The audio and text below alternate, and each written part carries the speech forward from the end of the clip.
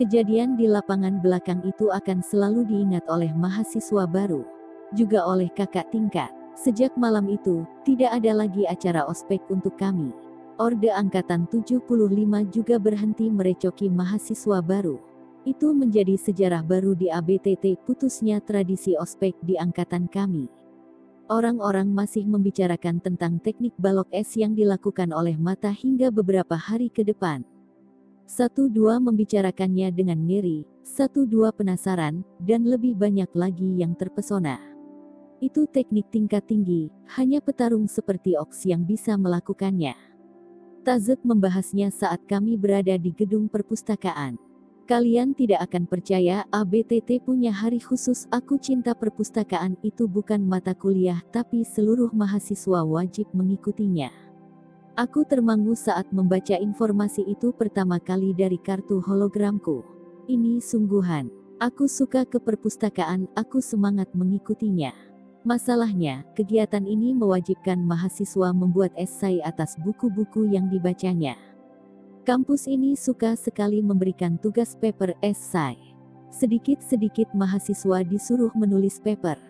Jangan-jangan kampus ini lebih terobsesi, aku bertanya, melemparkan sebuah buku kerak. Karena buku itu berbentuk file hologram, jadi tenang saja, tidak akan membuat berantakan. File hologram itu masuk dengan sendirinya kerak dengan mulus. Aku tidak tahu. Aku belum pernah melakukan teknik itu sebelumnya. Mata menggeleng, dia asyik mencari buku yang menarik dibaca. Kami bertiga sedang berada di lorong-lorong rak buku.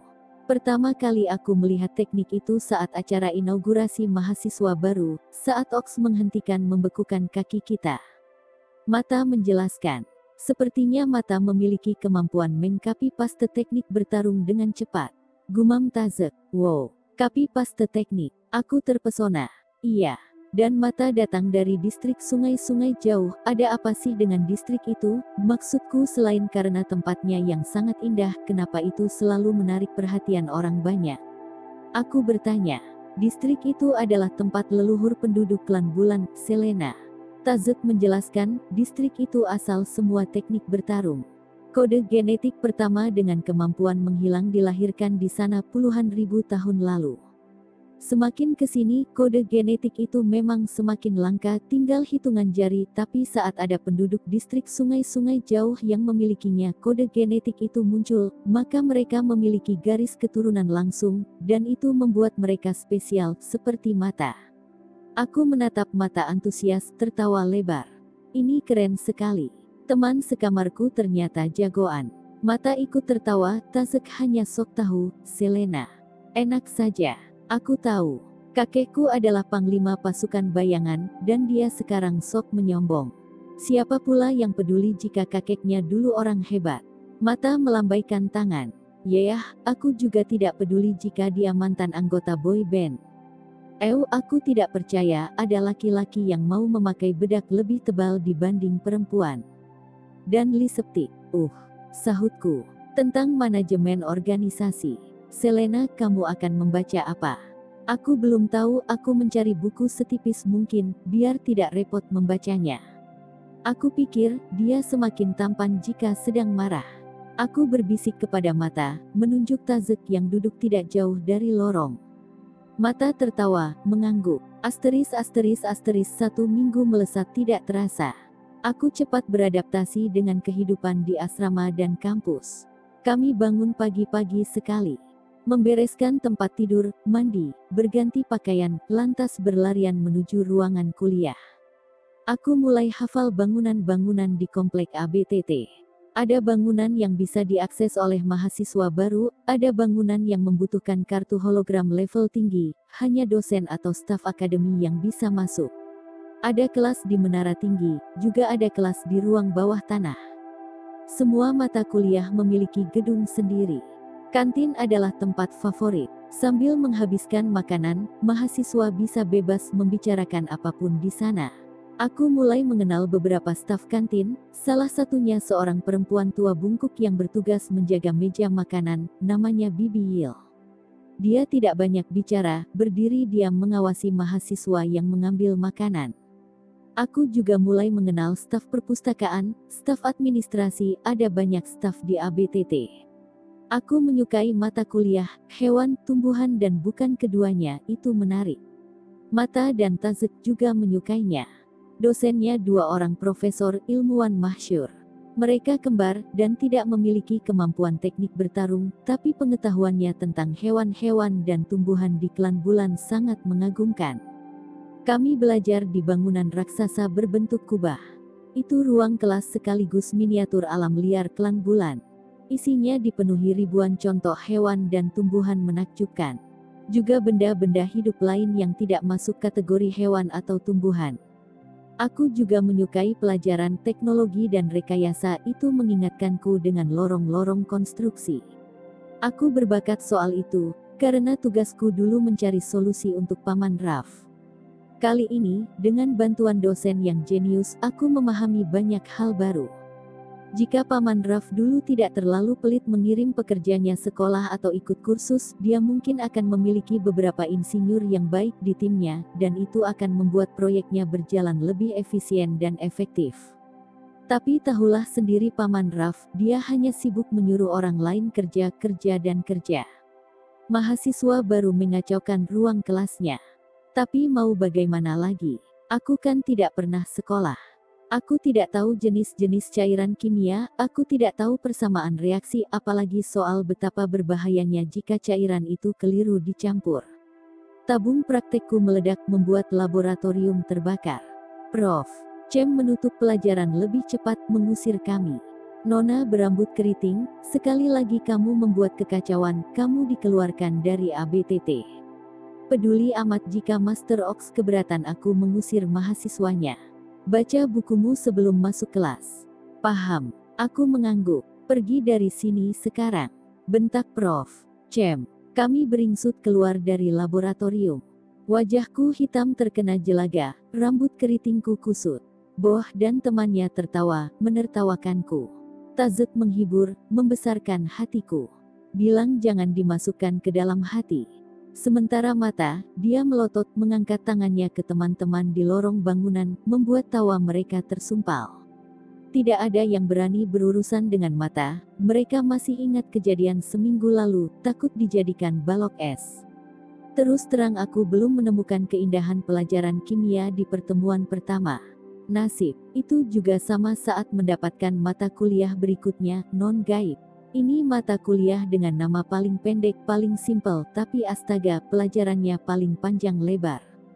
Dosennya juga seorang ilmuwan terkemuka di Klan Bulan.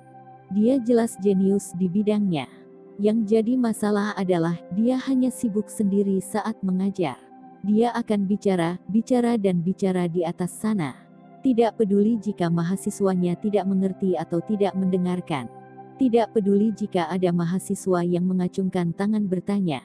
Aku curiga, dia memiliki masalah mata dan pendengaran, jadi dia tidak tahu apa yang terjadi di sekitarnya. Bahkan saat mahasiswanya tertidur, dia terus bicara sendiri, menjelaskan pelajaran. Juga saat Boh dan yang lain kabur meninggalkan kelas, dia tidak peduli, terus menjelaskan. Omong-omong, apakah kalian bisa menebak mata kuliah apa, non-gaib ini? Sesuai namanya, mata kuliah ini mempelajari segala sesuatu fenomena alam yang rasional, non-gaib. Di klan lain, besok-besok aku ilmu sosial. Mata kuliah ini membahas tentang apapun yang terkait dalam kehidupan masyarakat di Klan Bulan. Mulai dari ekonomi, politik, antropologi, kebudayaan, bagaimana memahami isu sosial terkini. Aku sedikit tertarik, satu karena pelajaran ini menyenangkan, membuatku lebih mengenal kehidupan Klan Bulan. Jangan lupa aku bertahun-tahun terputus dengan dunia luar, masa kecilku di distrik Gersang, dan 3 tahun sibuk bekerja di lorong-lorong bawah tanah dengan Paman Raf. 2. Dosennya spesial. Selain seorang profesor di bidangnya, dia adalah pemandu acara bincang-bincang terkenal di televisi Kota Tisri. Ilmunya luas, selera humornya fantastis, dan dia tahu masalah sosial. Dia selalu punya solusi agar kami termotivasi belajar, termasuk saat memberikan tugas paper 20 halaman di pertemuan pertama. Mahasiswanya tetap tertawa menerima, Seolah itu menyenangkan, padahal itu masalah sosial bagi kami. Memang repot punya dosen yang terlalu jago mengatasi masalah sosial di sekitarnya. Asteris asteris asteris tiba saatnya mata kuliah pilihan, malam dan misterinya. Karena Mata dan Tazek tidak mengambil mata kuliah itu, aku berangkat sendirian. Sepertinya banyak yang mengambil pelajaran itu. Lorong asrama lengang saat aku berangkat, mungkin mereka telah berangkat lebih awal. Sama seperti mata kuliah yang lain, kartu hologram menunjukkan lokasi kuliah. Aku mengikutinya. Tapi ini awalnya membingungkan, kartu itu menunjukkan arah ke hutan lebat. Aku mendongak menatap sekeliling. Pukul 10 malam, sesuai namanya aku tahu jika pelajaran itu akan dilakukan di malam hari, tapi aku tidak menduga jika harus menuju hutan lebat. Baiklah, aku terus melangkah mengikuti petunjuk kartu hologram. Keluar dari kompleks ABTT, menembus hutan lebat. Setelah berjalan 10 km, berada di hutan luas distrik Lembah Gajah. Kartu hologramku berkedip-kedip hijau. Itu berarti aku sudah tiba di lokasi belajar. Tapi mana mahasiswa dan dosennya? Di depanku hanya pohon-pohon lebat. Seekor burung hantu hinggap di dahan, beruhu pelan. Aku mendongak menatap sekeliling. Serangga malam berderik. Apakah ini lokasi tempat kuliahnya? Kartu hologramku mendadak berkedip-kedip merah. Mengetuk-ngetukannya pelan. Kartu ini sepertinya error, atau apa maksudnya? Muncul titik baru di kartu hologram. Lokasi baru. Aku menghela nafas pelan. Kembali berjalan kaki mengikuti petunjuk kartu. Rasa-rasanya jauh sekali aku berjalan, melewati pepohonan lebat, semak belukar. Beruntung, lembah ini tidak ada hewan buasnya, akan repot jika ada, meskipun aku berusaha tidak mengeluarkan suara sedikit pun, tidak memancing perhatian hewan-hewan di dalam hutan, tetap saja itu jadi masalah saat berpapasan dengan penghuni hutan. Kartu hologramku berkedip-kedip hijau lagi. Aku tiba di tujuannya. Mendongak. Ini tempat tadi. Aku sepertinya hanya berputar mengelilingi lembah 1 jam terakhir, kembali lagi ke sini. Di dahan itu, tidak ada lagi burung hantu, entah sudah terbang kemana. Kartu berkedip-kedip merah. Aku menghembuskan nafas, mulai kesal. Mengetuk-ngetuk kartu itu. Titik baru muncul. Tidak, jika melihat kejadian sebelumnya, aku hanya akan membuang waktu mengikuti petunjuk di kartu. Aku menatap seksama sekeliling. Ini pasti ada penjelasannya. Mataku menatap awas. Setiap senti, tak ada yang luput. Aku bisa mengingat serabut tipis sekalipun, mungkin ada petunjuk. Termangu. Ada sesuatu yang ganjil di semak belukar. Aku melangkah mendekat, ada dahan kecil yang patah. 2 daunnya terkulai. Itu bukan patah alamiah. Kemungkinan dipatahkan tidak sengaja oleh seseorang, posisinya tidak mungkin dihinggapi oleh burung atau dilintasi oleh hewan.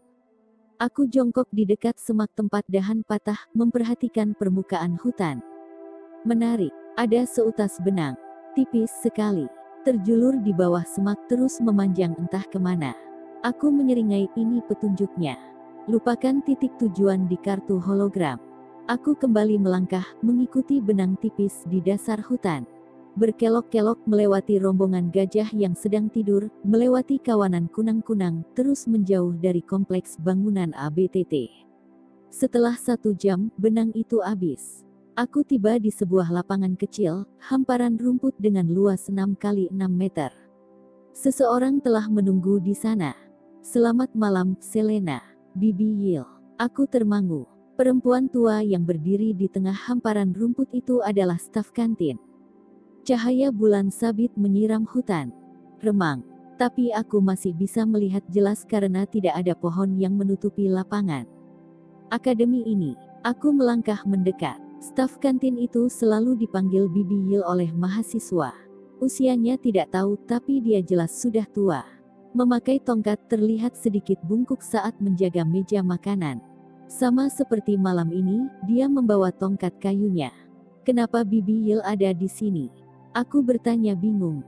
Tentu saja aku ada di sini. Apakah Bibi Yil dosen mata kuliah ini? Perempuan tua itu tersenyum. Well, kupikir tidak ada siapapun lagi di sini, Selena. Jadi aku adalah dosennya. Duduklah.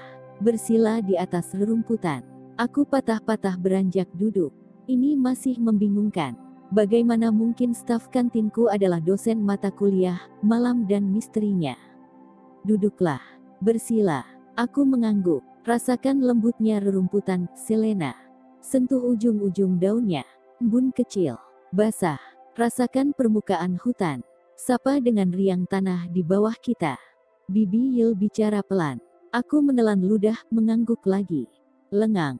Beberapa menit. Apakah kita masih menunggu yang lain, Bibi Yil? Aku mendongak bertanya. Tidak perlu.